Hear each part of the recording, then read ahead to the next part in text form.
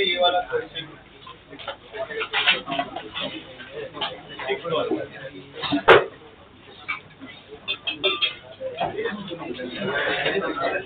अपना वो बोलेंगे उसका क्या करें, मैं बता रहा हूँ दोनों साइड फॉर्मूला लगा। चलिए आगे बढ़ेंगे हम लोग। आई थिंक हमारा कैपिलरिटी हो गया था, उसमें सारे नोट पॉइंट लिख लिए थे आपने। 1 2 3 4 5 6 5 पॉइंट थे, 4 ही लिखे ना, तो इनको करेक्टेड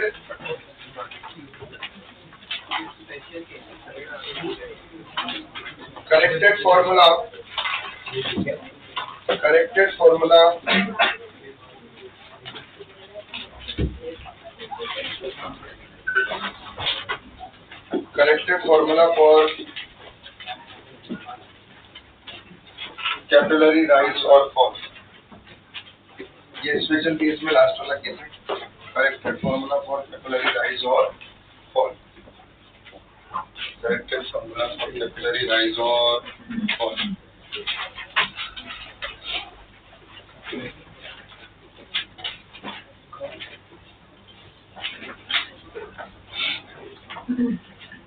ये रहा हमारे पास में। अब इस केस में एक्चुअली में हमने जब फॉर्मूला डिराइव किया था, ध्यान दो, उस केस में ये वाला पार्ट का जो वॉल्यूम था वो हमने नेग्लेक्ट किया था, याद आ रहा है? अगर मैं उसको कंसीडर करता हूँ, उस वॉल्यूम को, वाटर का कलर ब्लैक है,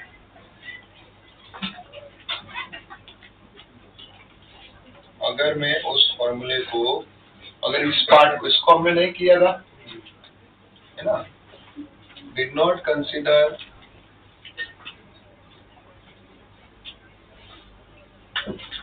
इन actual formula calculation.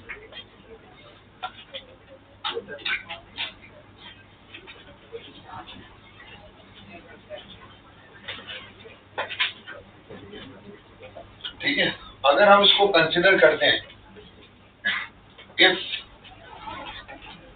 We consider it, इसको अगर हम कंसीडर करते हैं तो उस केस में हमारे को H का फॉर्मूला मिलता,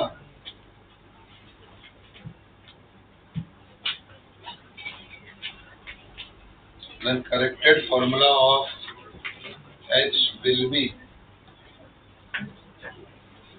तो आपका फॉर्मूला आता है H equal to 2t cos theta upon rho R G तो psi minus of r by 3 हो जाता, क्या जाता, माइनस ऑफ r बाई 3। सब कुछ सेम रहता, सिर्फ आपको इस डेरिवेशन में ये वाले पार्ट का वॉल्यूम लेना पड़ता। क्या लेना पड़ता? ये वाले पार्ट का वॉल्यूम।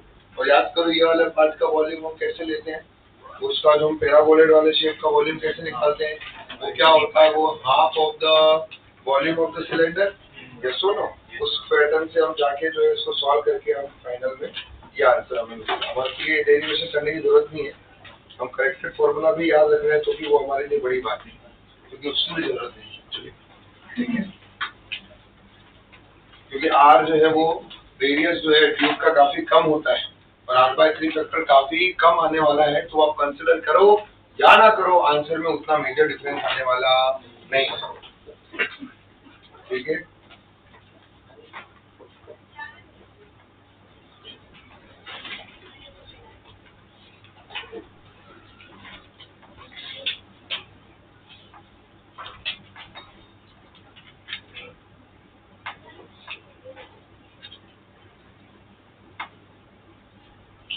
किसी के मन में कीड़ा आ रहा हो कि उसको सॉल्व करके देखना है तो बताऊं उसको सॉल्व करके कैसा है। अगर भाई हमें डिराइव करना ही है तो हम इस तरह से भी कर सकते हैं कि भाई वाटर वाले क्या होता है उस केस में, Ft cos theta equal to weight होता है, FT क्या हो जाएगा, surface tension into 2πr into cos theta. Weight जब हम निकालेंगे तो उस केस में density into volume, density same है, वॉल्यूम में ये वाले पार्ट का वॉल्यूम तो हमें पता ही क्या हो रहा है, पाई आर स्क्वायर इंटू एच। इस पार्ट का वॉल्यूम निकालना है, तो ये वाले पार्ट भी ऐसा समझो, ये क्या मिनिस्कस बना हमारा एक, ये मिनिस्कस जैसा बन रहा है कुछ, ठीक है, ये मिनिस्कस जैसा कुछ हमारा इस तरह से बन रहा है। अगर ये मिनिस्कस जैसा कुछ बन रहा है तो इस केस में आप ये ध्यान से देख सकते हो, ये कुछ ये दिखाई दे रहा है हम लोगों को, इसका रेडियस जो है, ये आपने देखा होगा कि इसका रेडियस, अब हमारे को एक चीज पता है कि एक्चुअली में ये हम जो प्रूव कर पाएंगे वो कब कर पाएंगे, एक फॉर्मूला है स्मॉल आर और कैपिटल आर के बीच में, क्या था बताओ, small R is equal to, small R और कैपिटल आर के बीच का रिलेशन था आर बाय कॉस थीटा। तो अगर हम वो प्योर वाटर के लिए करेंगे तो थीटा का वैल्यू कितना होगा, 0, तो small R is equal to क्या हो गया, कैपिटल आर, कितना हो गया, कैपिटल आर। तो यहाँ पर हम डिराइव कर रहे हैं वाटर ड्रॉप के लिए थीटा का वैल्यू 0 हो जाएगा, तो यहाँ पे आ जाएगा ये cos 0, क्लियर। तो जनरली हम ये जो फॉर्मूला हम लिखने वाले हैं वो किसके लिए होने वाला है, फॉर वाटर ड्रॉप। ये जो करेक्शन करेंगे किसके लिए, for water drop. Water drop के केस में आप थीटा का वैल्यू क्या लिख देते हो, 0, तो यहाँ cos 0 लिख दूं मैं, तो cos 0 का वैल्यू कितना होगा, तो 2t upon rho R G minus R by 3 लिख देते हैं। अब यहाँ पे आप प्रूव कर लीजिए, देखिए क्या आ रहा है। अब यहाँ पे ये तो समझ में आ गया कि ये जो मेनिस्कस बन रहा है उसका रेडियस भी आर है, और अंदर जो मेनिस्कस का रेडियस भी आर है और ट्यूब का रेडियस भी आर है, दोनों ही सेम है। तो ये स्फीयर जैसा बन गया है, यहाँ पे ये फ्लैट सरफेस आ गया है। यहाँ पे ऐसा नहीं लग रहा है कि ये हमारा हेमिस्फीयर है यहाँ पे छोटा सा इसके अंदर, ठीक है। तो हम क्या कर सकते हैं कि यहाँ से यहाँ तक का एक सिलेंडर जैसा मान लो पहले, तो उस सिलेंडर में से हेमिस्फीयर को माइनस कर दो, तो सिलेंडर का वॉल्यूम कितना होगा, ये इतने से पार्ट का, ये वाला पार्ट का, ये वाला रेडियस भी हाइट किसके इक्वल हो गया, रेडियस के इक्वल।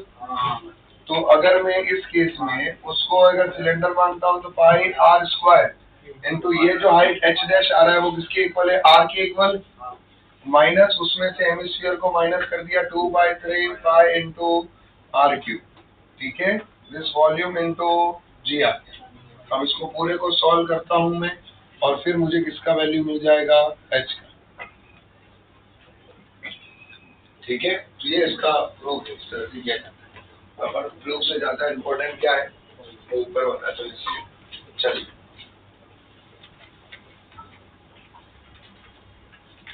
आई होप ये क्लैरिटी आ गई हम लोगों को।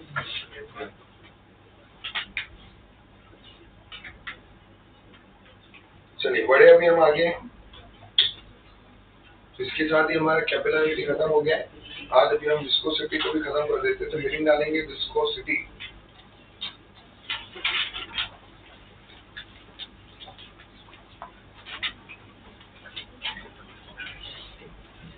हेडिंग डालना है विस्कोसिटी।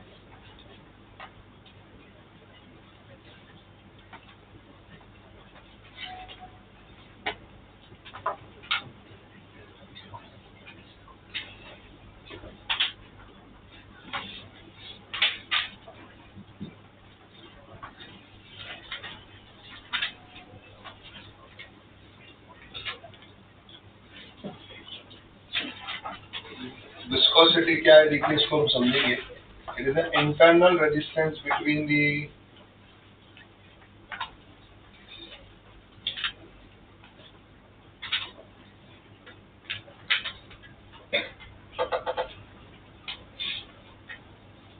विस्कोसिटी क्या है देखो, internal resistance between the layers. Layers के बीच में जो रेजिस्टेंस होता है उसको हम क्या बोलते हैं, विस्कोसिटी। सिंपल सी बात है भाई, लेयर्स के बीच में जो भी रेजिस्टेंस हो रहा है उस रेजिस्टेंस को क्या बोला जा रहा है, विस्कोसिटी। मतलब लेयर्स के बीच में, अभी आप देखोगे इसी को हम इंटरनल रेजिस्टेंस भी बोल सकते हैं, इंटरनल फ्रिक्शन भी बोल सकते हैं। एक लेयर दूसरे लेयर को अपने ऊपर से फ्लो होने से रजिस्ट कर रही है, रोक रही है उसके मोशन को, ठीक है ना। उसी को हम क्या बोलते हैं, विस्कोसिटी। जैसे एक सिंपल एग्जांपल, अगर मैंने सरफेस पे हनी डाला और वाटर डाला, कौन ज्यादा फास्ट फ्लो करेगा, वाटर। तो हम यहाँ साफ बोल रहे हैं कि हनी की लेयर्स के बीच में रेजिस्टेंस ज्यादा हो रहा है, इस वजह से जो है वो स्लो भाग रहा है ना। उसकी लेयर को भी आप ऐसे देखोगे तो आपको लगेगा एकदम चिपचिपी, मतलब कि ऐसा लग रहा होगा कि विस्कस है, काफी विस्कस है, उसको आप ठीक लगेगी आपको लेयर्स वो काफी, है ना। ऐसा लगेगा एक लेयर दूसरे लेयर के ऊपर से स्लिप होने में जो है वो उसको कहीं ना कहीं रेजिस्टेंस ज्यादा फील हो रहा है। उसी फिनोमिना को हम क्या बोलते हैं, विस्कोसिटी। और वो जो रेजिस्टिंग फोर्स लग रहा है उस रेजिस्टिंग फोर्स को क्या बोलेंगे, viscous force. And that resisting force is known as the viscous force. ये जो रेजिस्टिंग फोर्स जो है उसी को हम क्या बोलते हैं,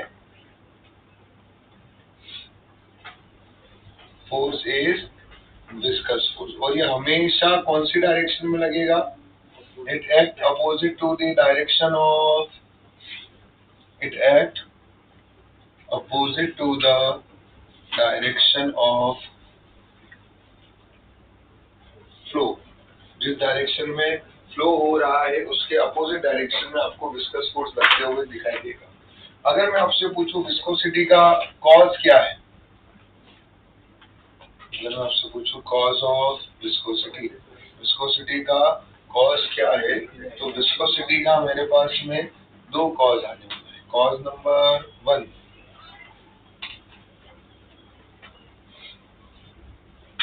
that is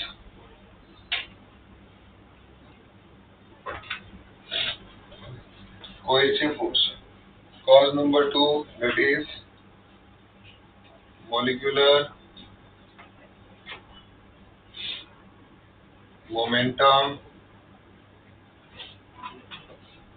transfer। एक कोहेसिव फोर्स है, दूसरा क्या है, मॉलिक्यूलर मोमेंटम ट्रांसफर। अभी कोहेसिव फोर्स का क्या लेना देना है देखिए। अब आपको सोचिए कि ये रही फर्स्ट लेयर, ये मान लेते हैं ये फर्स्ट लेयर है और वो ग्राउंड है, उससे ये लेयर जो है वो चिपकी हुई। मैंने फर्स्ट लेयर को फोर्स दिया तो फर्स्ट लेयर आगे की तरफ भागेगी। अगर ये फर्स्ट लेयर आगे की तरफ भागेगी तो ये पीछे वाली लेयर उसको क्या करने की कोशिश करेगी, रोकने की कोशिश करेगी, because of the cohesive force. जितना ज्यादा कोहेसिव फोर्स होगा उतना वो इसके मोशन को क्या करने की कोशिश करेगी।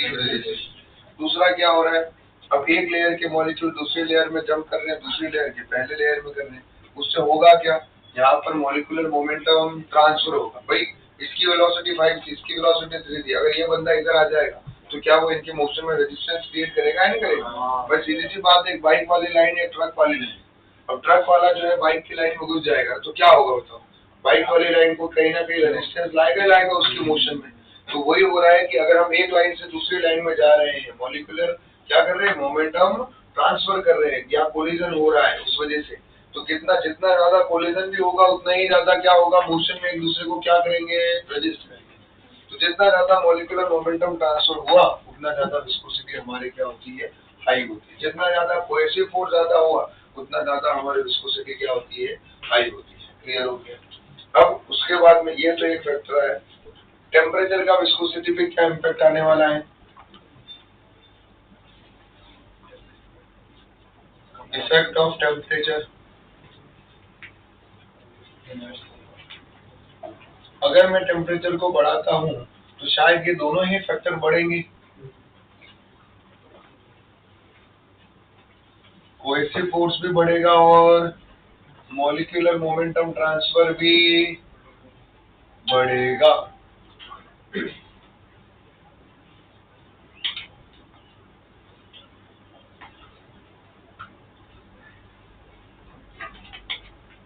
कोहेसिव फोर्स भी बढ़ेगा और मॉलिक्यूलर मोमेंटम ट्रांसफर भी बढ़ने वाला है।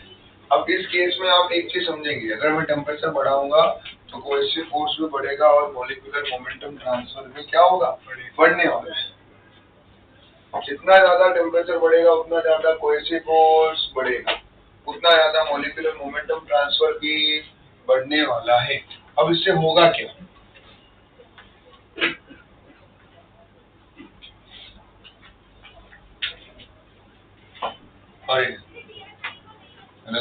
टेम्परेचर बढ़ेगा तो कोहेसिव फोर्स क्या होगा, कम होगा ना। कोहेसिव फोर्स का मतलब क्या रहा, मॉलिक्यूल्स के बीच का अट्रैक्शन। टेम्परेचर बढ़ाओगे तो वो अट्रैक्शन क्या होते जाएगा, कम होगा। और मॉलिक्यूलर मोमेंटम ट्रांसफर क्या है कि मॉलिक्यूल्स के अंदर रैंडमनेस, कि भाई मॉलिक्यूल्स रैंडमली इधर उधर भागेंगे, तो एक फैक्टर बढ़ रहा है और दूसरा फैक्टर कम हो रहा है। तो हम क्लियरली नहीं बोल सकते कि टेम्परेचर के साथ में विस्कोसिटी के साथ क्या होगा, बढ़ेगी या कम होगी। वहां देखना पड़ेगा कि कौन सा फैक्टर प्रोमिनेंट है, क्या चीज बढ़ रही है किसमें। जैसे लिक्विड के अंदर कोहेसिव फोर्स का कम होना ज्यादा प्रोमिनेंट है as compare to the molecular momentum transfer. The reason liquid के अंदर कोहेसिव फोर्स ज्यादा होता है as compare to the gas. Gas में तो ये समझो कि है ही नहीं, इतना कम है, इतना नेग्लिजिबल है, मॉलिक्यूल्स ऑलरेडी दूर दूर है। वहां थोड़ा और कम भी हो गया तो कोई फर्क पड़ने वाला। वहां अगर गैस के मॉलिक्यूल में रैंडमनेस बढ़ जाती है तो वो आपस में एक दूसरे से कोलिजन ज्यादा करेंगे, एक दूसरे के पास में ज्यादा है। तो गैस में क्या होगा, टेम्परेचर बढ़ाओगे तो उस केस में ज्यादा प्रोमिनेंटली चीज कौन सी दिख रही होगी, मॉलिक्यूलर मोमेंटम ट्रांसफर। उस वजह से वो बोल रहा है विस्कोसिटी बढ़ रही है। लिक्विड के अंदर ज्यादा प्रोमिनेंट फैक्टर कौन सा आ गया, कोहेसिव फोर्स। तो अगर टेम्परेचर को बढ़ा रहे हो, कोहेसिव फोर्स कम हो रहा है, तो वो बोलेगा कि भाई ओवरऑल जो है आपकी क्या चीज कम हो जाएगी, विस्कोसिटी कम हो जाएगी। क्लियर। तो इन लिक्विड जो है टेम्परेचर को अगर आप बढ़ाते हो तो आप नोटिस करते हो कि कोहेसिव फोर्स आपका कम होता है, और कोहेसिव फोर्स अगर कम होता है तो कहीं ना कहीं जो है हमारी विस्कोसिटी जो है वो भी कम होगी। In a same way in air temperature जो है वो बढ़ता है, कोहेसिव फोर्स भी। यहाँ कोहेसिव फोर्स का रोल नहीं, यहाँ मॉलिक्यूलर मोमेंटम ट्रांसफर को देखेंगे।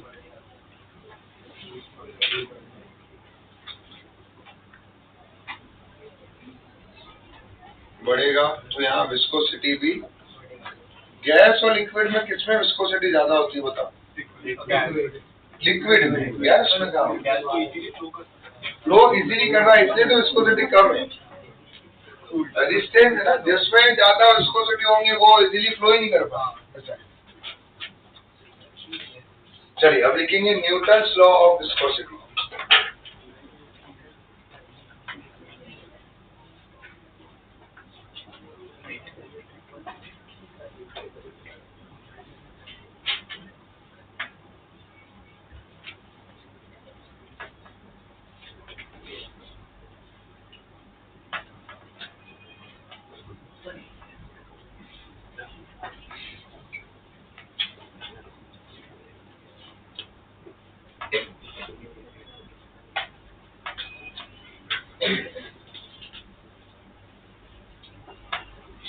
Newton's law of viscosity.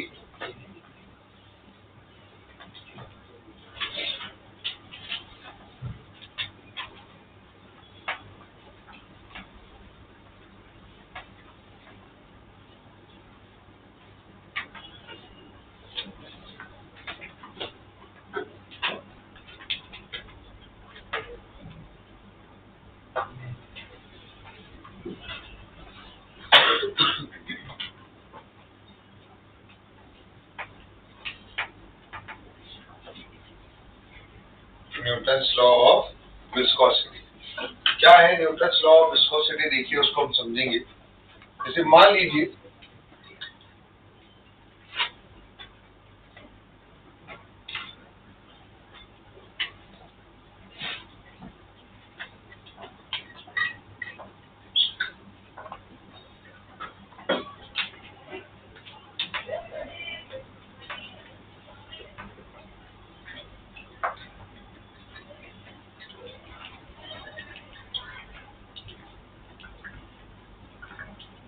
ये हमारा ग्राउंड है।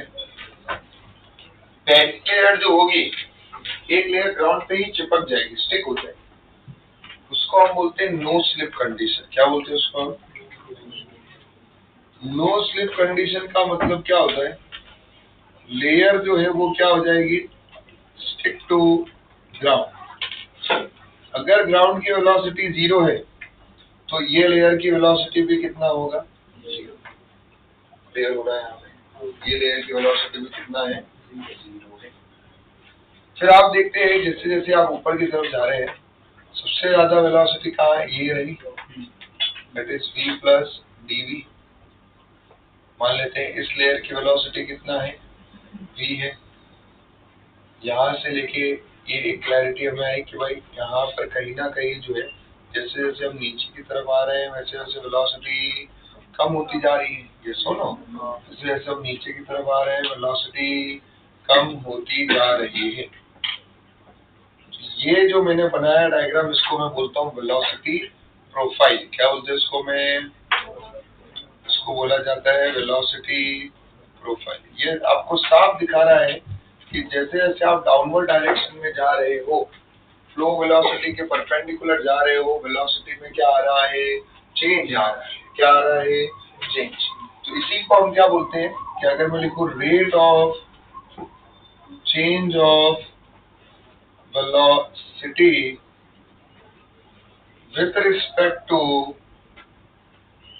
the direction, with respect to the distance perpendicular to the direction of flow, is known as velocity gradient। क्या बोलते हैं इसको हम? आई थिंक आप लोगों ने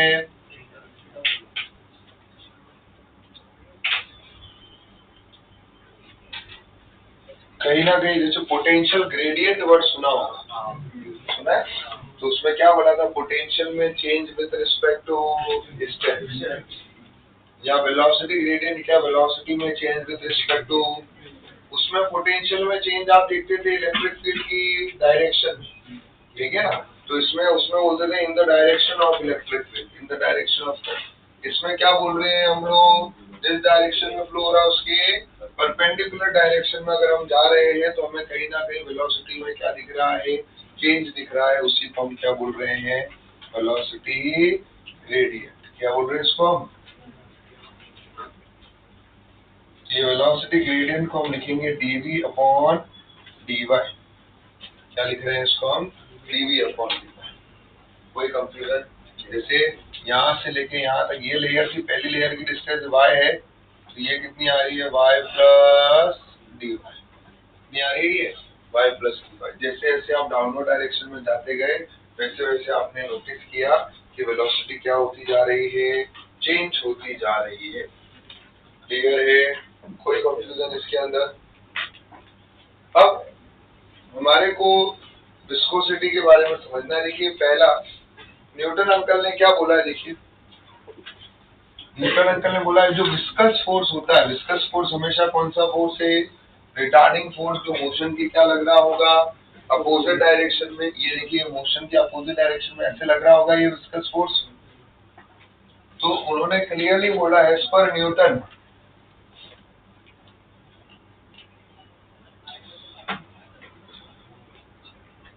ये जो विस्कस फोर्स है, जिसको डिनोट किया जा रहा है किससे, Fv से। किससे डिनोट किया जा रहा है, Fv is the viscous force, resisting force, layer को रोकने वाला force, is directly proportional to A। A का मतलब क्या हो रहा है, contact area of layer. Layer का कितना पार्ट एक दूसरे से कांटेक्ट में है। जैसे एक सिंपल सी बात है, मान लो मैंने इन दोनों को मूव करा है, तो ये वाला दोनों का पार्ट ये मोशन में है, ये अब आगे जाके सबसे कांटेक्ट में आया है। तो अब जब मैं कैलकुलेशन कर रहा हूँ तो मैं किसको देख रहा हूँ कि ये वाला जो एरिया है, this is my contact area. Clear हुआ यहाँ पे? तो ये मेरा कांटेक्ट एरिया मिल गया मुझे, इसके डायरेक्टली प्रोपोर्शनल है। ये जितना ज्यादा बड़ा एरिया होगा उतना ज्यादा मुझे विस्कस फोर्स लगाना पड़ेगा। अगर मान लीजिए ये इतना बड़ा एरिया ले, इतना एक बड़ा प्लेट ले लिया, उस प्लेट को मूव करा रहा हूँ, तो उस प्लेट से नीचे ये लेयर टच में है, तो ये लेयर के पास में क्या आ रही होगी, इतने सारे मॉलिक्यूल को एक साथ वेलोसिटी मिल रही है, तो उसको रोकने के लिए विस्कस फोर्स ज्यादा लगने वाला है, इसलिए बोला viscous force is directly proportional to contact area of the layer. Clear? अब ये कांटेक्ट एरिया आपको न्यूमेरिकल में कैसे समझ में आएगा, तो वो बोलेंगे भाई एक प्लेट को हम मूव करा रहे हैं, तो आपके ऊपर एक प्लेट रखी हुई रहेगी, तो प्लेट का जितना एरिया होगा उतना कांटेक्ट एरिया होगा। क्लियर? वो एक मैं आपको स्पेशल केस बना के लिखवाऊंगा अभी। और बोलेंगे विस्कस फोर्स किस पे डिपेंड कर रहा है, वेलोसिटी ग्रेडियंट पे, dv अपॉन dy।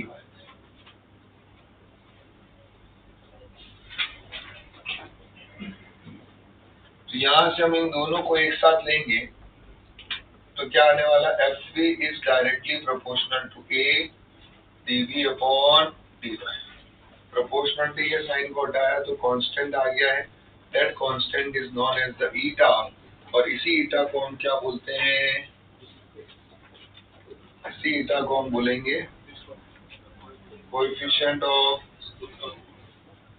विस्कोसिटी, इसी को हम बोलते हैं कोएफिशिएंट ऑफ विस्कोसिटी। क्लियर है? और ये हमारा क्या है, विस्कस फोर्स, ये कौन सी डायरेक्शन में लगता है, opposite to the direction of flow.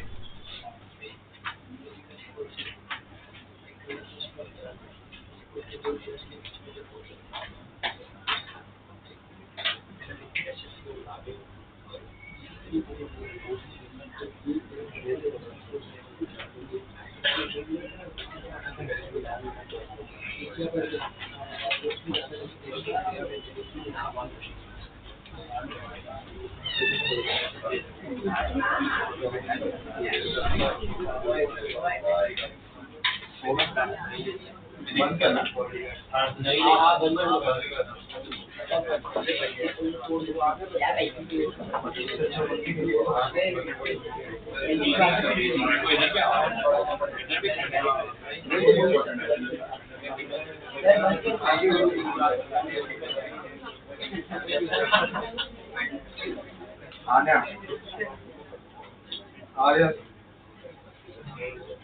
Arjun, Ayushi, Bhavya, जाओ जाए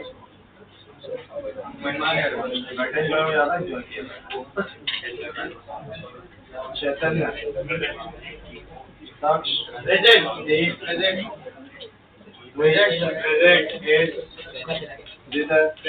जीत, कल्पल, कार्तिक, साक्षी, काव्या,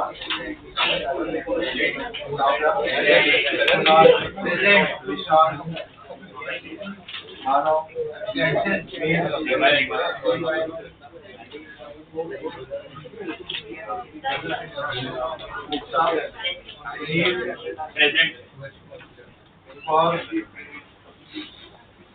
प्रज्वल, प्रणव, प्रताप, राजा, ऋषि, रिया, रोहन, सक्षम, शौर्य, शुभम, सोहम, सौम्या, वेदांत, यक्ष,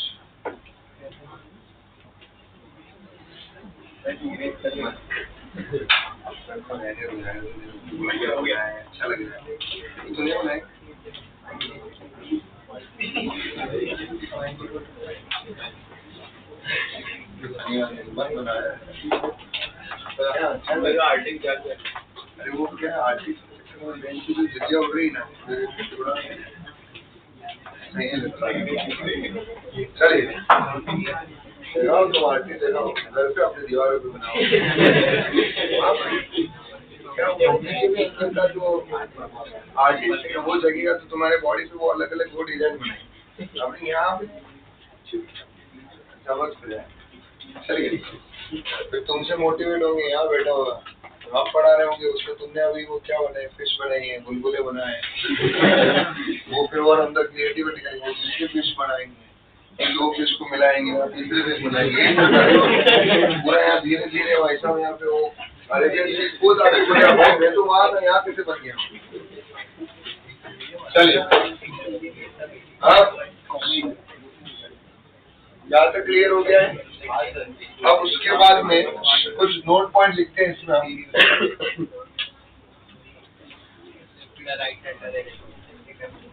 नोट पॉइंट नंबर 1,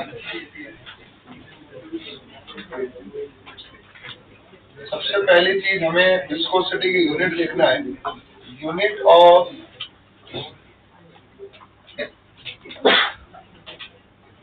विस्कोसिटी, पहली चीज क्या देखनी है आप, यूनिट ऑफ विस्कोसिटी। तो अब हमारा फॉर्मूला क्या था, that is Fv equal to beta A dv upon dy, ये लिखा था हम लोगों ने। उसमें फोर्स का यूनिट तो हम सब लोगों को पता है न्यूटन होता ही है, एरिया का यूनिट भी हम पता है मीटर स्क्वायर होता ही है, dv मतलब वेलोसिटी हुआ यहाँ पे मीटर पर सेकंड, dy मतलब डिस्टेंस ही हुआ मीटर। ये सब उड़ने के बाद मुझे जो ईटा का यूनिट मिल रहा है that is Newton second per metre square.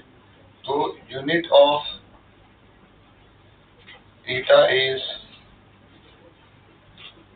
Pascal second, क्या है वो, पास्कल सेकंड। न्यूटन पर मीटर स्क्वायर को हम क्या बोलेंगे, पास्कल सेकंड। ईटा की यूनिट क्या है, विस्कोसिटी की यूनिट क्या है, पास्कल सेकंड। अब उसके बाद में जो है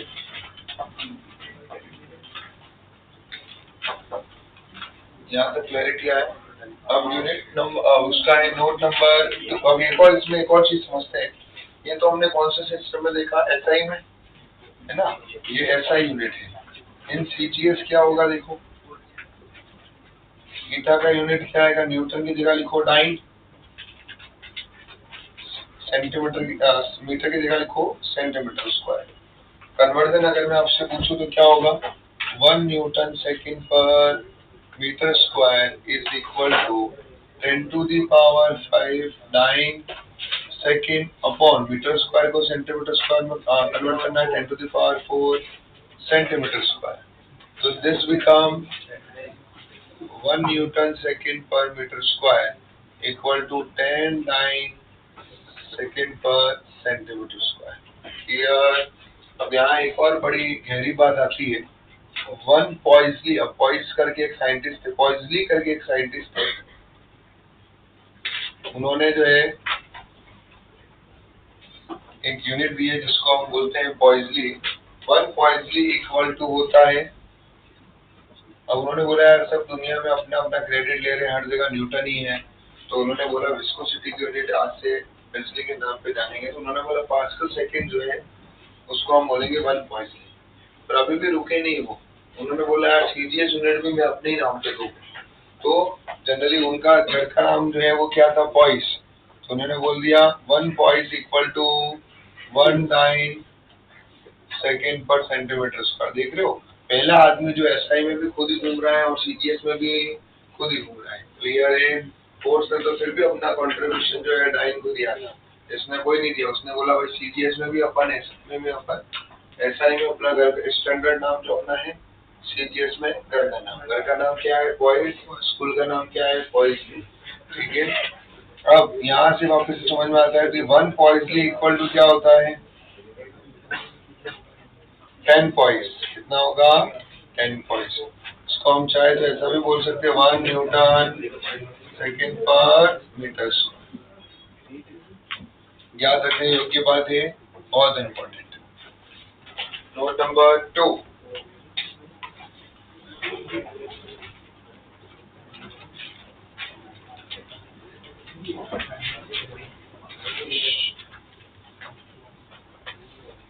ठंडी लग रही है यार, तो आप नहीं है सारी रिपोर्ट बनाए।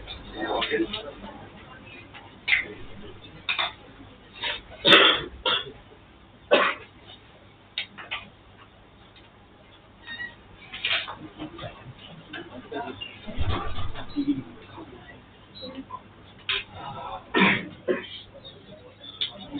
अभी case note number 2। Note number 2 क्या है? हमें ये भी पता है कि विस्कस फोर्स को हम विस्कस फोर्स क्या है? Tangential force. टेंजेंशियल फोर्स मतलब शियर फोर्स है ना।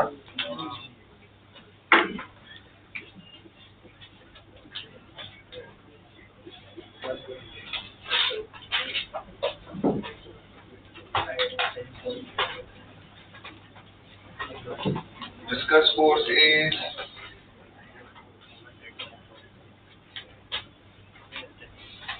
tangential force और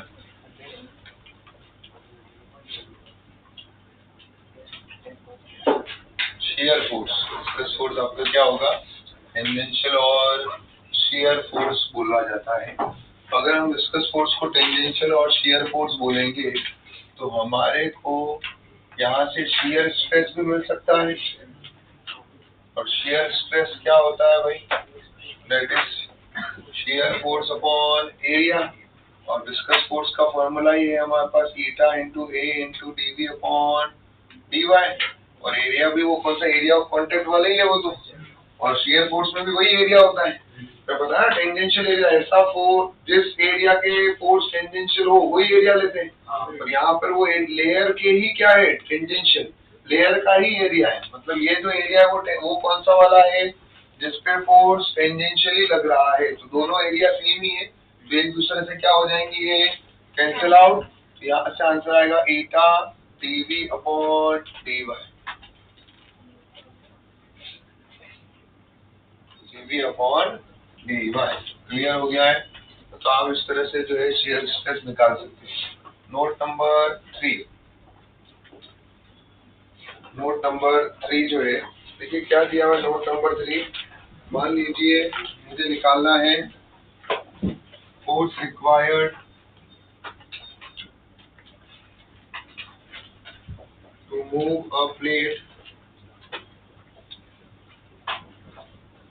with constant velocity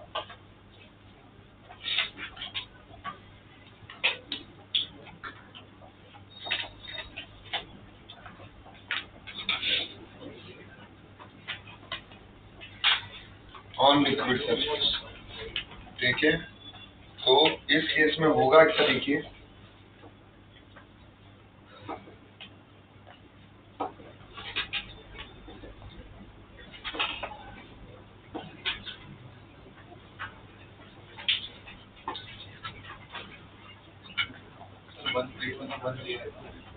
ये प्लेट ही एक प्लेट रखा है ऊपर और हम चाहते हैं कि मुझे इस प्लेट को एक कांस्टेंट वेलोसिटी के साथ मूव कराना है। ठीक है अब ये लेयर जब मूव कर रही होगी तो लिक्विड की ये प्लेट जब मूव कर रही होगी तो लिक्विड की एक लेयर प्लेट पे नीचे चिपक जाएगी। तो वो लेयर भी आगे जा रही है उसको दूसरी लेयर रोकने की कोशिश कर रही है तो उसमें वो एक रेजिस्टिव फोर्स विस्कस फोर्स लगा रही है। तो अगर मुझे इस प्लेट को कांस्टेंट वेलोसिटी से मूव करवाना है तो मुझे इधर से कितना फोर्स लगाना पड़ेगा? जितना विस्कस फोर्स लग रहा है। यस और नो? तभी नेट फोर्स क्या हो पाएगा? 0। तभी नेट फोर्स हमारे क्या हो पाएगा? 0। और नेट फोर्स 0 हो पाएगा तभी वेलोसिटी क्या रहेगी? कांस्टेंट। ये हमारा ग्राउंड है और ये क्या है? That is T. टी मतलब थिकनेस ऑफ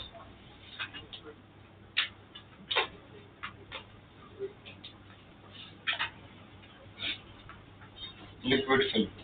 ठीक है मतलब क्या हो गया? Thickness of liquid film.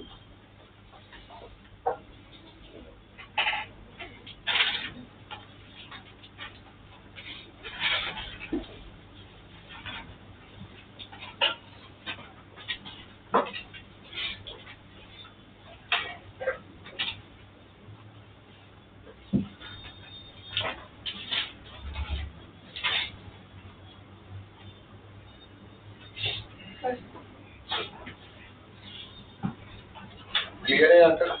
क्या हम ये बोल सकते हैं ये फोर्स किसके इक्वल होगा? विस्कस फोर्स के इक्वल। विस्कस फोर्स का फॉर्मूला क्या होगा? ईटा इंटू ए। अब यहाँ ए कौन सा आएगा? ए कौन सा आएगा? Area of plate. यहाँ ए कौन सा आने वाला है?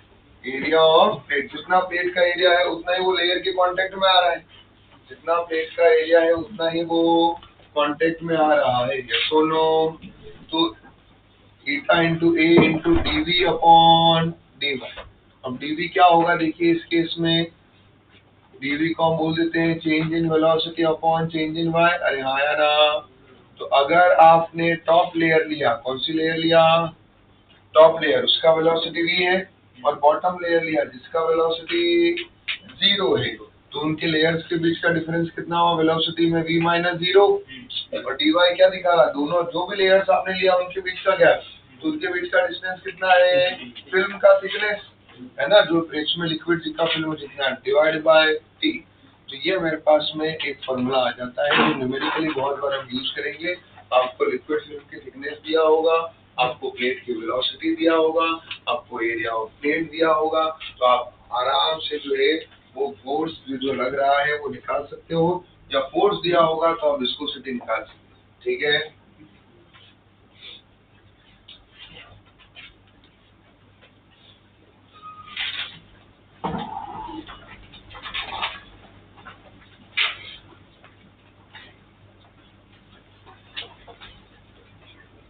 ठीक है।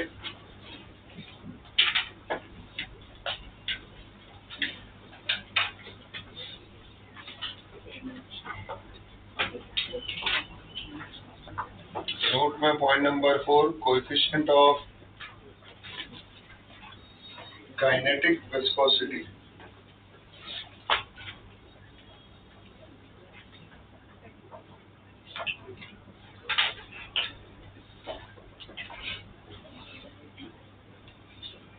Coefficient of kinetic viscosity,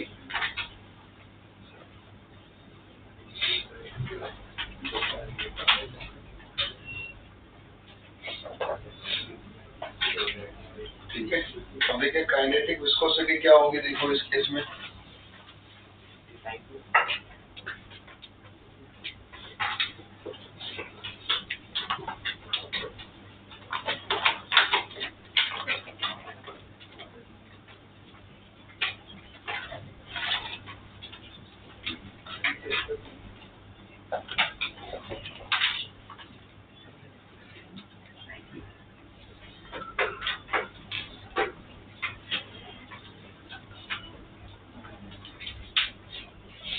kinematic viscosity दोनों आ जाएंगे ताकि, है ना। काइनेमेटिक ब्रॉड वर्ड हो गया, उसमें हम काइनेमेटिक विस्कोसिटी, ठीक है। काइनेमेटिक विस्कोसिटी ये वैसे हम लोगों के सिलेबस के अंदर नहीं है, पर कहीं एडवांस में अगर टर्म आ जाती है, हमारे को उन्होंने विस्कोसिटी ना देख के क्या दे दिया हो, काइनेमेटिक विस्कोसिटी दे दिया हो, तो उस केस के अंदर जो है हम लोग प्रिपेयर रहे। तो काइनेमेटिक विस्कोसिटी का मतलब कुछ नहीं है, इस कोएफिशिएंट को हम न्यू से डिनोट करते हैं, ठीक है। और that nu is equal to जो हमारा डायनामिक ये विस्कोसिटी आई हमारे पास में, that viscosity upon density, that viscosity upon density. तो अगर कभी गलती से आपको विस्कोसिटी ना देख के ये वाले विस्कोसिटी दिया हुआ है, तो coefficient of viscosity upon density of liquid will give you the coefficient of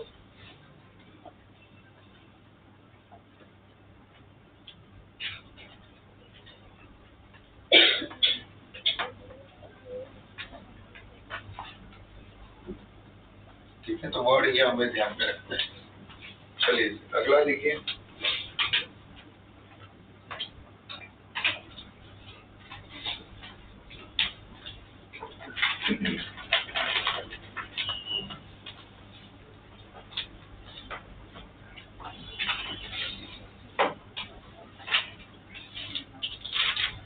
ठीक है, क्लियर है। तो ये न्यूटन लॉ ऑफ विस्कोसिटी से रिलेटेड हमने काम कर लिया है।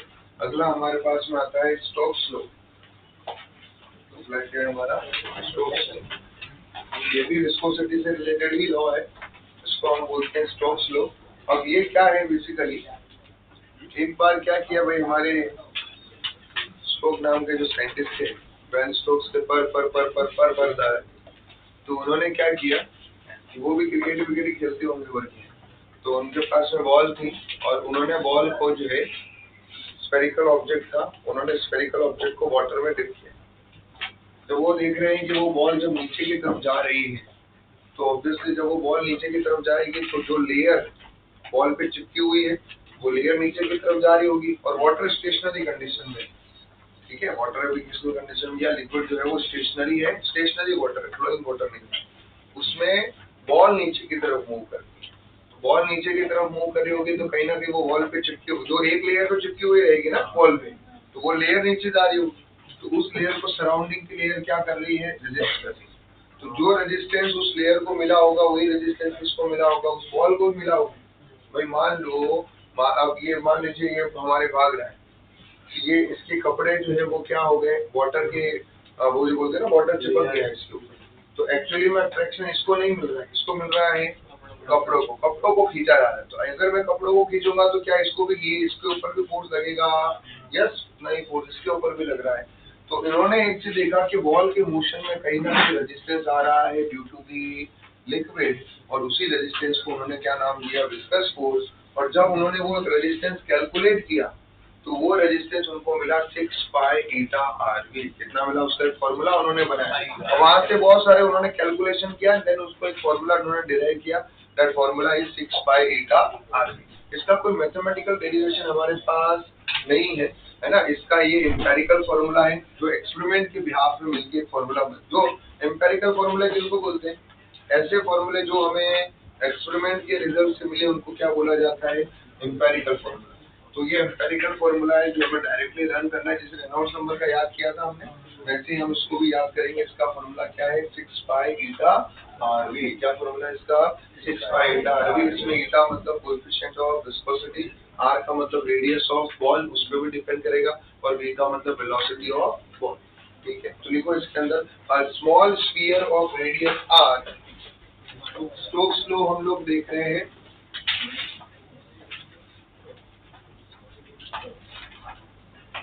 विस्कोसिटी में ही चल रही सब चीजें। विस्कोसिटी में एक लॉ हमने पढ़ लिया था, ये दूसरा लॉ पढ़ा, Stokes law.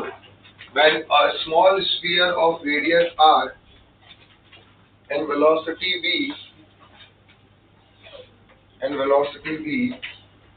moving through a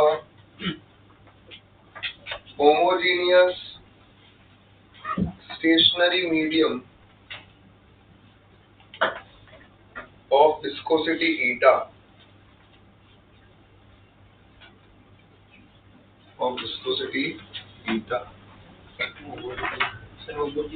homogeneous stationary medium of viscosity eta,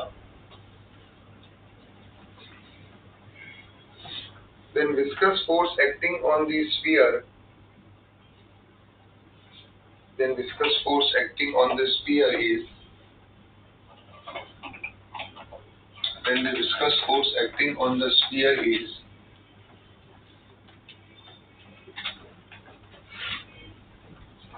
the viscous force acting on the sphere is, formula बनता है Fv equal to 6 pi eta r v. बहुत बार ये हमारे डायमेंशन एनालिसिस वाला आपने चैप्टर पढ़ा है ना, उसके अंदर भी जो है ये प्रूव करने के लिए भी आते हैं ऐसे क्वेश्चन कि इनको डायमेंशनली प्रूव करो क्या होगा इनका डायमेंशन, तो वो बेसिकली ये यहाँ से आता है 6 पाई ईटा आरवी, ये फॉर्मूला है हमारा। अब इस केस में आर का मतलब रेडियस ऑफ स्फीयर, V का मतलब वेलोसिटी ऑफ स्फीयर, F मतलब विस्कस फोर्स, और इसमें स्टार मार करके एक और बार लिख रहा हूँ, ये फॉर्मूला तभी यूज करना है, only used for spherical object. Spherical object होंगे तो ही यूज करोगे, अदरवाइज ये फॉर्मूला यूज करने की जरूरत बिल्कुल भी नहीं है।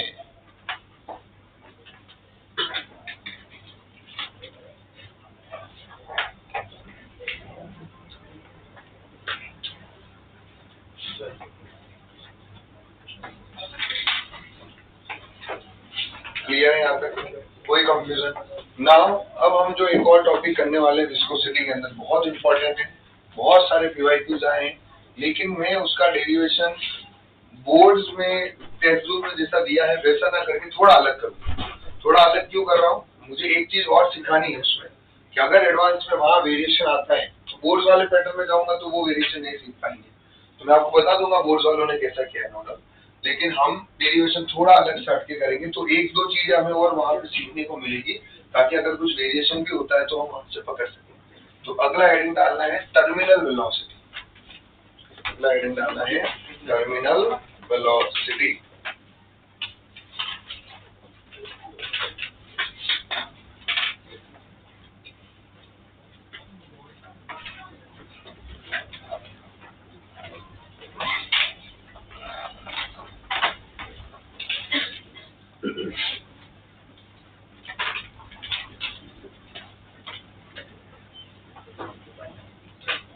हाँ जी, बॉल का मोशन कैसा भी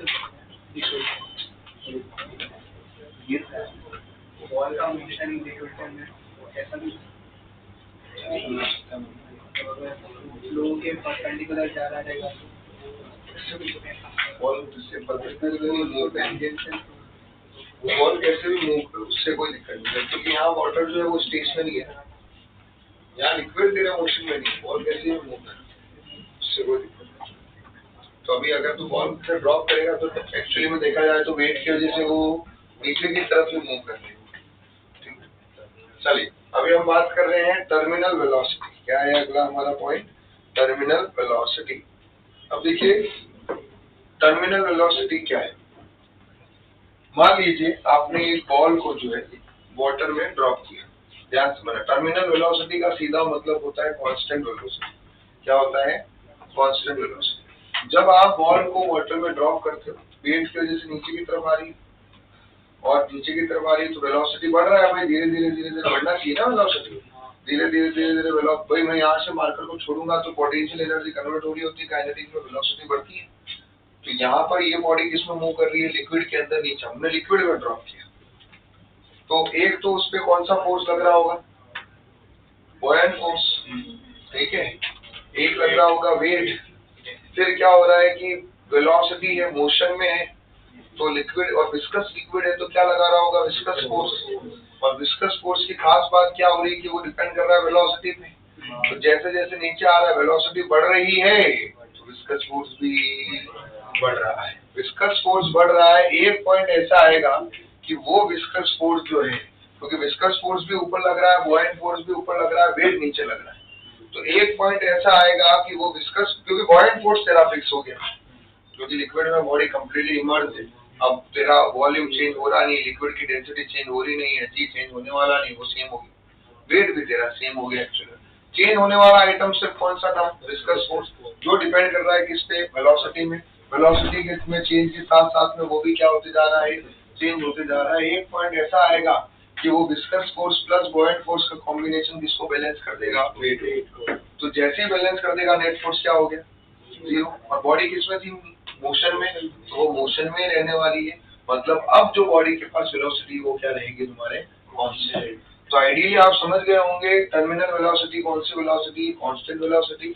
और ये वेलोसिटी कब मिलेगी, जब बॉडी आपकी क्या हो, ये जो कांस्टेंट वेलोसिटी आपको मिल रही है ना, जब आपका नेट फोर्स क्या हो जाएगा, जीरो हो जाएगा, ठीक है। तो बोर्ड्स वालों ने बड़े सिंपल तरीके से उसको कर लिया है। और हम एक सिर्फ ग्राफ को आइडेंटिफाई करने के लिए जो है मैं इसको थोड़ा सा कॉम्प्लेक्स तरीके से कराता हूँ, ठीक।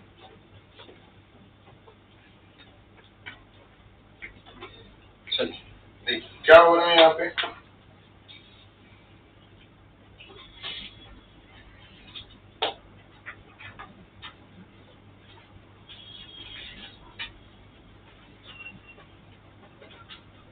Terminal velocity. अगर हमारा टाइम क्या है, t इक्वल टू इनिशियली में, ये वाटर की बात चल रही है यहाँ पे,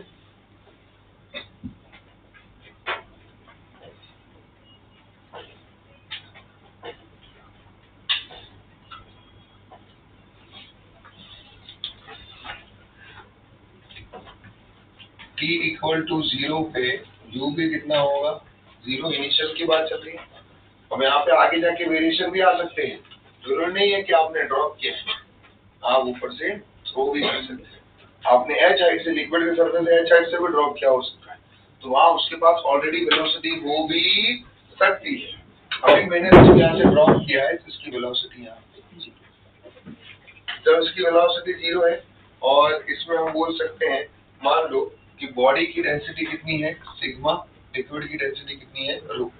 सिग्मा मतलब क्या हो गया है, density of body,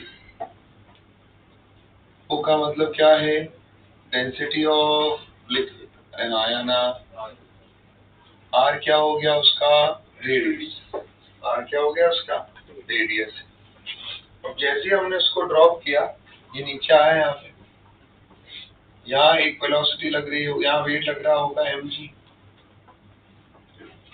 buoyant force लग रहा होगा ऊपर की तरफ, विस्कस फोर्स लग रहा होगा ऊपर की तरफ, यहाँ टाइम तुम्हारा क्या होगा, t हो गया है, वेलोसिटी तुम्हारी अब कितनी हो चुकी है, v हो चुकी है, वेलोसिटी में चेंज आ चुका है। यहाँ तक क्लैरिटी आया। तो अगर मैं आपसे बोलूं भाई, अगर मैं मोशन किधर दिख रहा है अभी, आप अभी कांस्टेंट वेलोसिटी में तो बाद में आएंगे, हम जनरल टर्म में बात कर रहे हैं।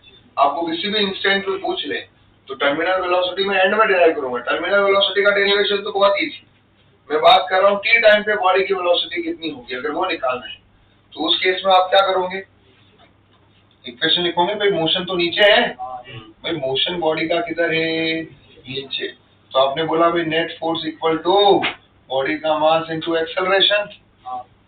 नेट फोर्स क्या क्या हो रहा है भाई, weight mg minus buoyant force minus viscous force mass into acceleration को भैया लिखेंगे dv बाय dt, बरोबर। अब उस केस में फिर क्या किया हमने,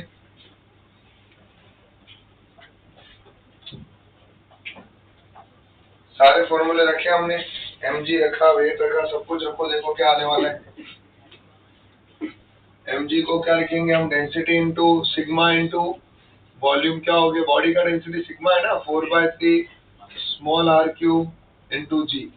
बॉयंट फोर्स क्या हुआ, रो इंटू 4/3 पाई, ये भी कम्प्लीटली सबमर्ज है, ये भी क्या है हमारे, कम्प्लीटली सबमर्ज है।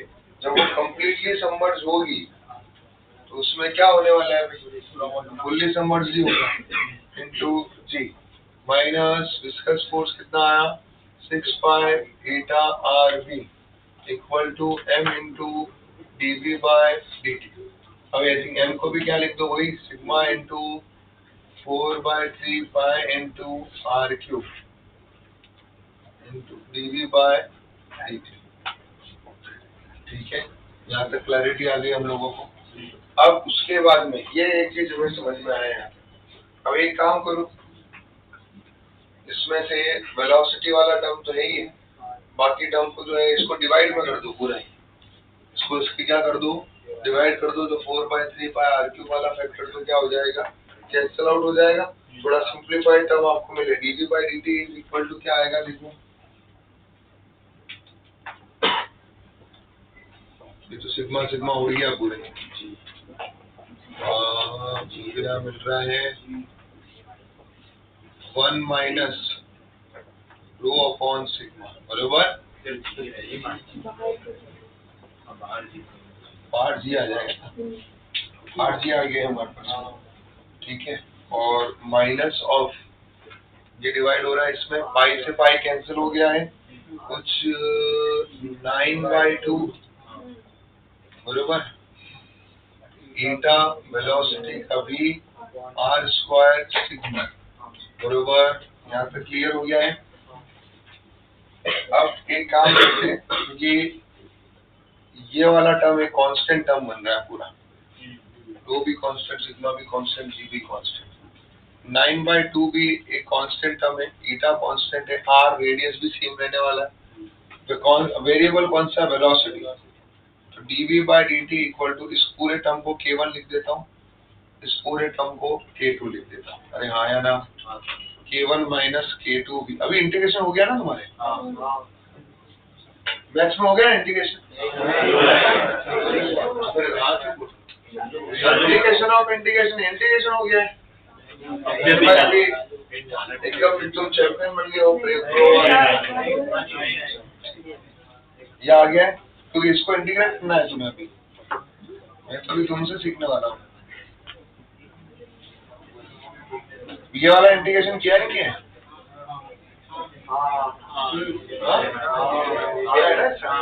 क्या आ रहा है इसका वाइड में फॉर्मूला भाई? इसको इंटीग्रेट करने के बाद और इसको हम फॉर्मूले की तरह भी बना के रखते हैं। वैसे तो बहुत सारे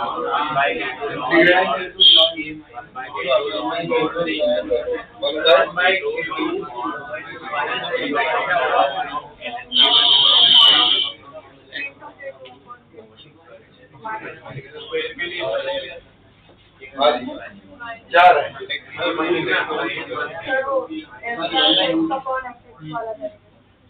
F by हाँ। अभी ये इसको पूरा इंटीग्रेट करोगे, सॉल्व करोगे और एंड में जो है हमारे को फाइनल रिलेशन जो मिलने वाला है दैट v इक्वल टू, और लिमिट लगाओगे। 0 था तो यहाँ वेलोसिटी 0 थी, यहाँ टाइम t था तो यहाँ वेलोसिटी v, और फिर इधर उधर सब्स्टिट्यूट करके फाइनल में मिलेगा k1 upon k2 1 minus e to the power k2t।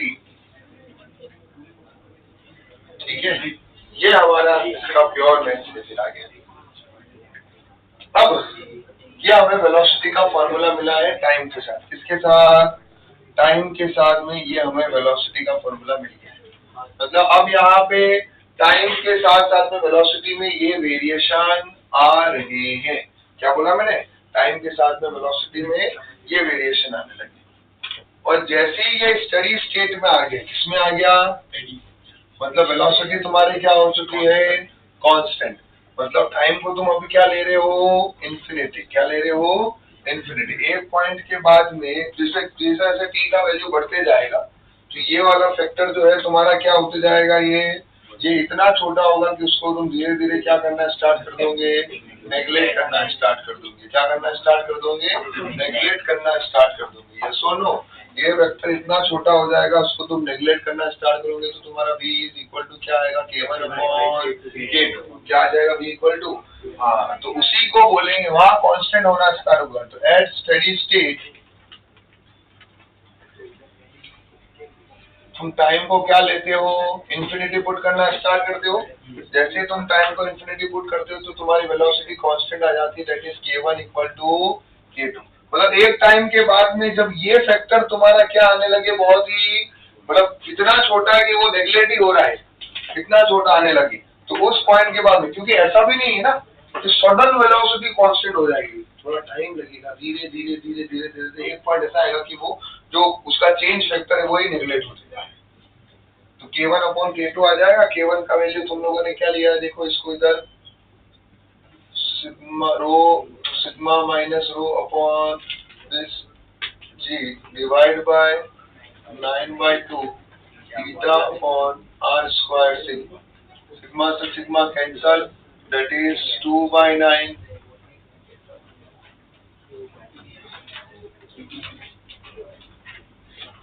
ये आ चुका है formula. This is your final formula. यहाँ पर ये जो वेलोसिटी है अब क्या बन जाती है? टर्मिनल वेलोसिटी vt, जिसको हम बोलते थे कांस्टेंट वेलोसिटी।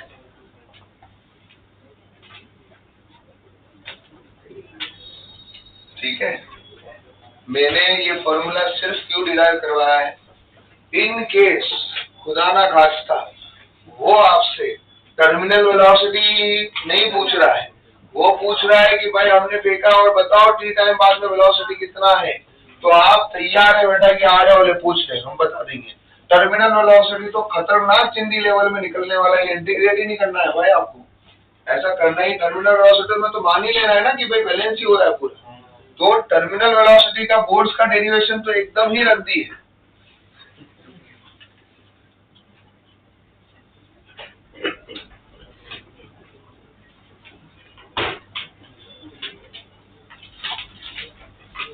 अब यहाँ पे चलो एक मिनट इसका ग्राफ भी देख लेते हैं हम लोग। ग्राफ कैसे आने लगेगा बताओ? इसका ग्राफ अगर मैं देखो, टर्मिनल वेलोसिटी v है, ये v है, क्या हो रहा है देखिए, एक्सपोनेंशियली दिख रहा है आपको यहाँ पे। तो क्या होगा, धीरे धीरे एक्सपोनेंशियली ग्राफ बढ़ रहा है और एक पॉइंट के बाद जाके ये मतलब स्ट्रेट लाइन भी नहीं आएगा। कौन सा ग्राफ आ रहा है, एक्सपोनेंशियल वाला कर्व आने लगेंगे। कर्व आएगा लेकिन चेंज उतना दिखेगा नहीं हमारा।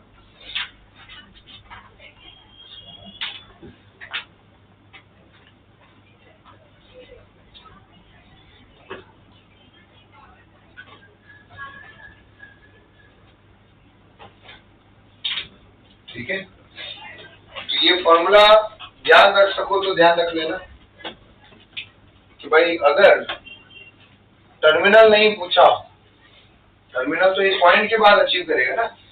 मान लो वो जस्ट पूछे कि बताओ 2 सेकंड बाद कितना वेलोसिटी है, तो वहां जब तुम ऐसे निकालने जाओगे उसको तो तुम्हारे पॉइंट, क्योंकि एक्सेलरेशन यहाँ पे कांस्टेंट है ही नहीं, क्योंकि तुम्हारा नेट फोर्स ही कांस्टेंट नहीं है, विस्कस फोर्स तो चेंज हो रहा है। तो तुम्हें जाना तो किस फॉर्म में पड़ेगा, ये इंटीग्रेशन वाले अप्रोच में जाना पड़ेगा। तो ये एडवांस के लिए ये हमारा एक बढ़िया फॉर्मूला बन जाता है कि भाई आपको यहाँ से तो वहां आपको डिराइव करना ना पड़े, सॉल्व ना करना पड़े। तो ये ध्यान रखो, K1 K2 आप समझ ही गए होंगे क्या है। मतलब अगर मैं आपकी जगह होता तो मैं फॉर्मूला कौन सा याद रखता, क्योंकि मुझे टर्मिनल का तो फॉर्मूला याद रखना ही है। तो मैं फॉर्मूला याद रखता ये वाला, 2/9 rho minus sigma r square g upon eta in 1 minus e to the power k2। k2 कितना है भाई, वो k2 की टर्म में वापस लिखना पड़ेगा, इससे बेटर है ये। ठीक है, ज्यादा सही। k1 k2 ध्यान में रखो। k1 क्या है, सिग्मा माइनस रो अपॉन, और k2 क्या है,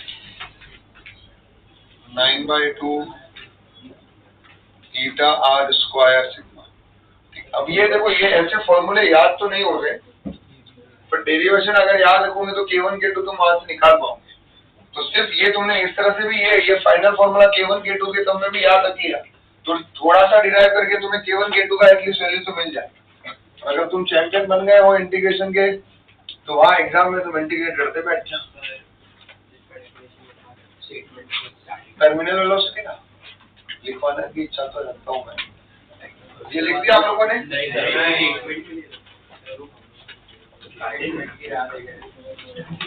आपने लिख दिया तो कोई बात नहीं, एंड में लिखवा वो बोर्ड वाला करवाऊंगा ना, तो वहाँ लिख टर्मिनल वेलोसिटी के आगे तुम सिर्फ ऐसा लिख दो, constant velocity.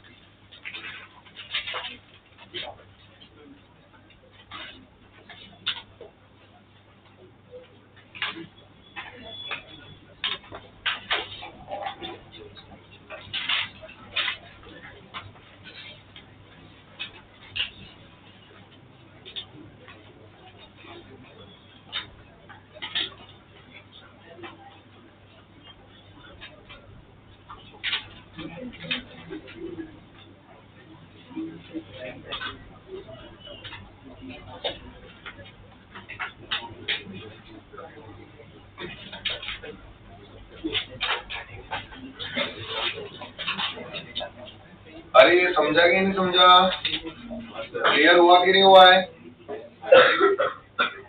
Acceleration with time decrease हो रहा है, एक्सेलरेशन टाइम के साथ कम हो रहा है। हाँ, तो एक्सी का वैल्यू बढ़ रहा है ना, एक पॉइंट पे जाके 0 हो जाएगा। -dv/dt क्यों लिखूंगा? एक्सेलरेशन कम हो रहा है। अरे तो भाई मैंने इक्वेशन भी वैसे लिखा है ना, नेट फोर्स नीचे डाउनवर्ड वाले को पॉजिटिव लिखा है मैंने, इक्वेशन के हिसाब से लिखूंगा ना। मैंने डाउनवर्ड फोर्स को तो पॉजिटिव लिखा है, अपवर्ड वाले को नेगेटिव लिखा है।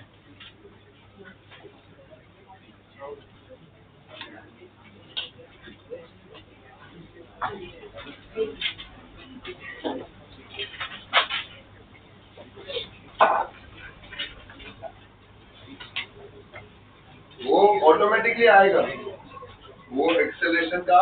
अभी तो हम लोग तो dv/dt लिखेंगे, मोशन के आप पढ़ ही नहीं रहे, फिर जो होगा वो ऑटोमेटिकली इक्वेशन देगी हमारे। और अभी हम एक्सेलरेशन तो लिखते ही नहीं, वेलोसिटी निकाल देंगे। वेलोसिटी में वैसे पता लग रहा है, ये फैक्टर आ ही रहा है हमारे पास धीरे धीरे।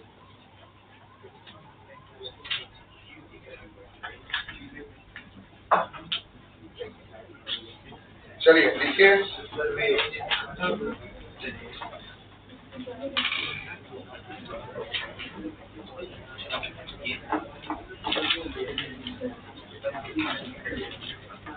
मिनट रुकेगा या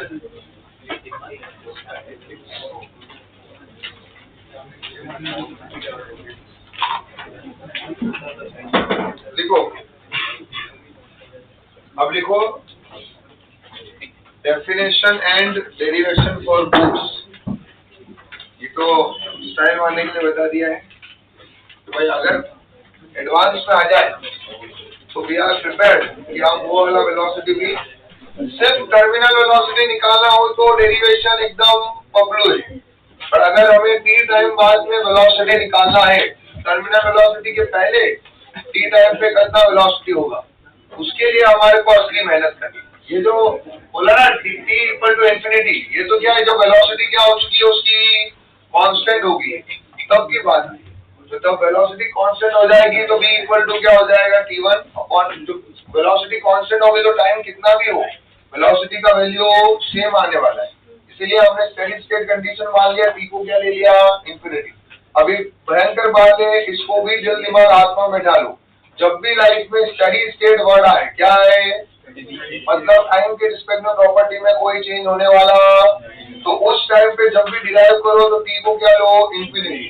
भाई जो टाइम इंफिनिटी पे जो वैल्यू है मतलब वो कांस्टेंट वैल्यू है, वो चेंज होने वाली नहीं है। तो जब भी स्टेडी स्टेट कंडीशन कभी लगा रहे हो तो टाइम को हमेशा क्या लो इंफिनिटी लो। क्या लो उसमें आपने डिराइव किया और जब स्टेडी स्टेट कंडीशन अचीव हो गई, यहाँ पे स्टेडी स्टेट कंडीशन अचीव हो गई थी, भाई वेलोसिटी टाइम के साथ चेंज होने वाली नहीं है, कांस्टेंट है। तो आपने टाइम को उसमें आपने डेरिवेशन में टाइम को क्या ले लिया इंफिनिटी। ये याद रखना है, स्टेडी स्टेट कंडीशन के लिए हमेशा टाइम को क्या लेना है इंफिनिटी लेना है। क्या लेना टाइम को इंफिनिटी। ये कभी भी किसी भी डेरिवेशन में, सिर्फ यहीं पे नहीं, आगे भी कभी स्टेडी स्टेट कंडीशन कहीं आए तो टाइम को इंफिनिटी लो। चलिए लिखिए टर्मिनल वेलोसिटी के लिए definition and derivation for the boat. When a solid sphere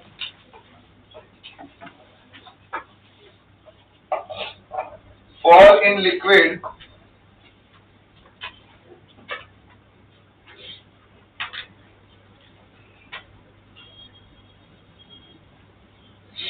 its increasing velocity is controlled,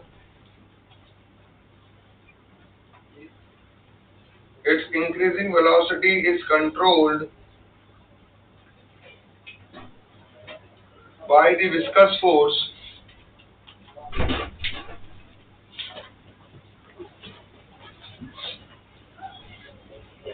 its increasing velocity is controlled by a viscous force due to liquid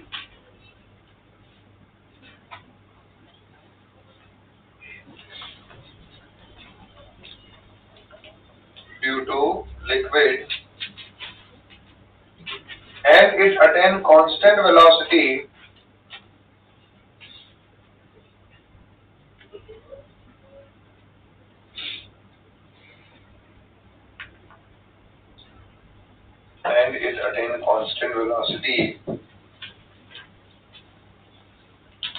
which is known as terminal velocity.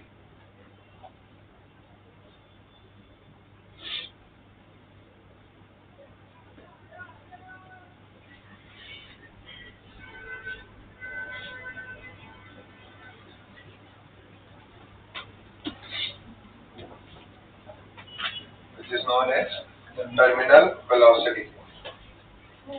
ठीक है, देखिए क्या हो रहा है, ये आप कर दो इधर वाला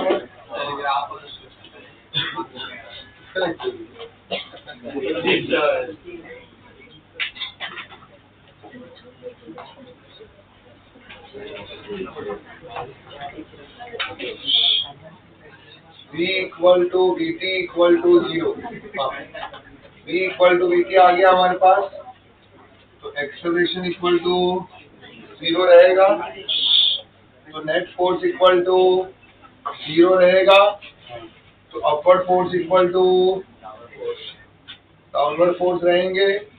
अपवर्ड में फोर्स क्या थे, बॉयंट फोर्स था और Ft था, डाउनवर्ड में क्या था, वेट था, बॉयंट फोर्स क्या हो गया, डेंसिटी, बॉडी का डेंसिटी सिग्मा है, वॉल्यूम अगेन क्या हो गया 4/3 pi into r cube into liquid का डेंसिटी सिग्मा नहीं है, रो है, बरोबर, प्लस विस्कस फोर्स हो गया 6 पाई ईटा आर बी, बॉडी का डेंसिटी इधर सिग्मा, इधर भी वॉल्यूम का, इधर इमर्स वॉल्यूम भी एक्चुअल वॉल्यूम के इक्वल है क्योंकि कंप्लीटली लिक्विड के अंदर मूव कर रही है, तो एक्चुअल वॉल्यूम ये रहा। इसको सॉल्व करोगे तो बी का फॉर्मूला ये बी की हो गया, टर्मिनल वेलोसिटी हो गया, इसका फॉर्मूला आएगा 2/9 rho minus sigma R square G upon eta. Most important formula है फॉर द मेंस एग्जामिनेशन। बहुत क्वेश्चन है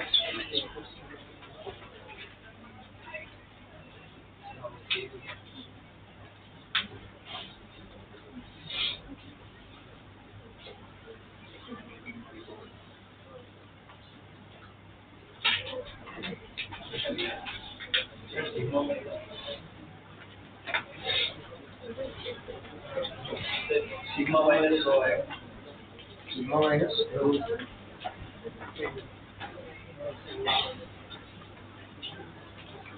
बॉडी का डेंसिटी माइनस लिक्विड का डेंसिटी, इससे में सिग्मा रो लिखते हैं, रो भी रो है लिखो, कंफ्यूजन, बॉडी का डेंसिटी माइनस सिग्मा मतलब लिखते हैं ना बॉडी का डेंसिटी,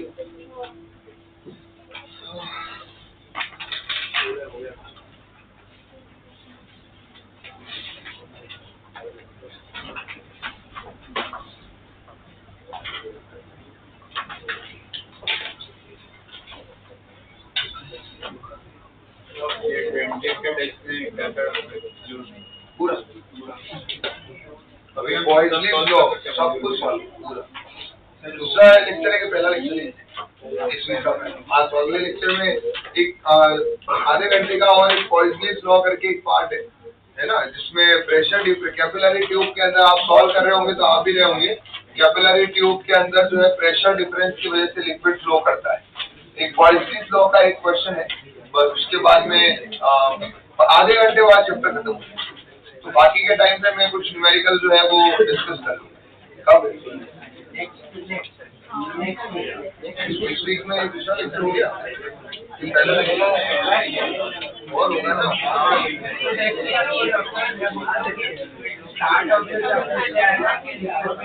सब कुछ भी आता, कुछ भी आता है, सब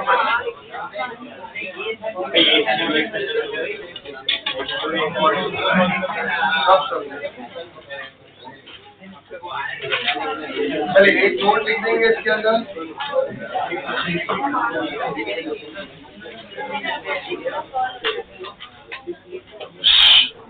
एक दो नोट पॉइंट लिख दो।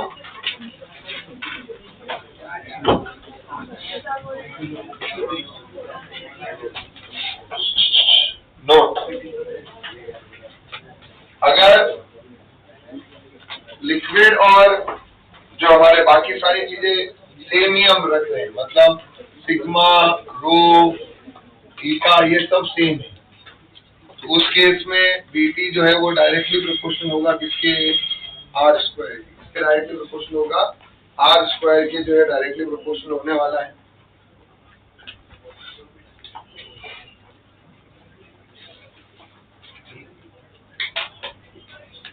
ठीक है, उसके बाद में एक और चीज आप देख सकते हो, बीटी जो है वो डायरेक्टली प्रोपोर्शनल होता है सिग्मा माइनस रो के भी। अगर सिग्मा रो से ज्यादा है तो बॉडी कहाँ मूव करेगी, डाउनवर्ड,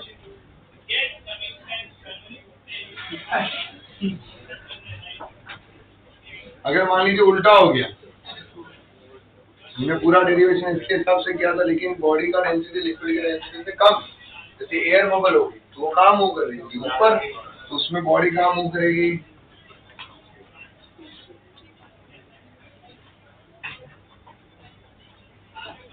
बॉडी मूव अप। ठीक है, और उसके बाद में केस नंबर 3, इन केस, अभी ये तो आपने देखा इस ग्राफ के यहाँ पे लिख भी देना, ये ग्राफ कब आ रहा है, जब हम बॉडी को ड्रॉप कर रहे हैं, इसको नोट में डाल देना वापिस। When body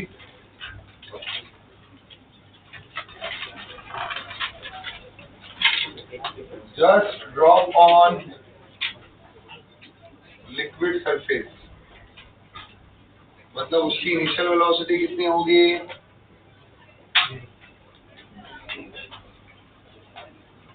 0,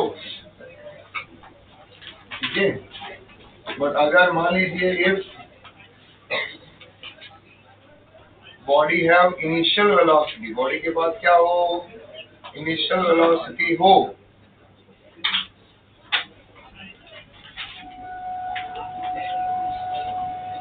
when it enter into the liquid, उस केस में क्या होगा, यहाँ पे हम बोलेंगे भी कि ये जो इनिशियल वेलोसिटी है वो टर्मिनल वेलोसिटी से कम है।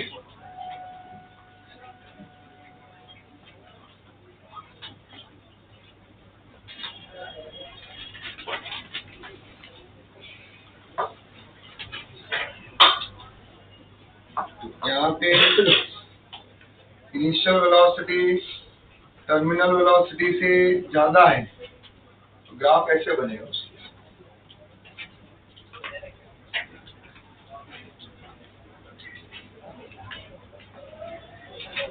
समझ में आया यहाँ पे? भाई आपने एच हाइट से ड्रॉप किया, रूट 2g से वो एंटर कर रही है मान, फिर धीरे धीरे उसकी वेलोसिटी कम होना स्टार्ट कर दी, क्योंकि पहले उसके पास वेलोसिटी थी, पहले तो सिर्फ जी लग रहा था, अब बॉयंसी भी लग रहा है, अभी वो विस्कस फोर्स भी लग रहा है, तो धीरे धीरे वेलोसिटी उसकी कम होके टर्मिनल वेलोसिटी पे आती है। समझा?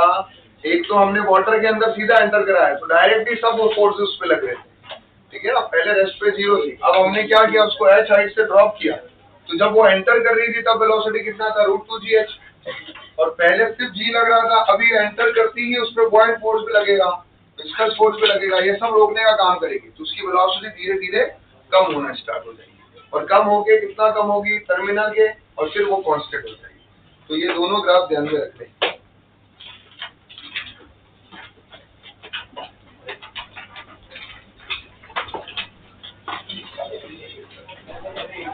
चलिए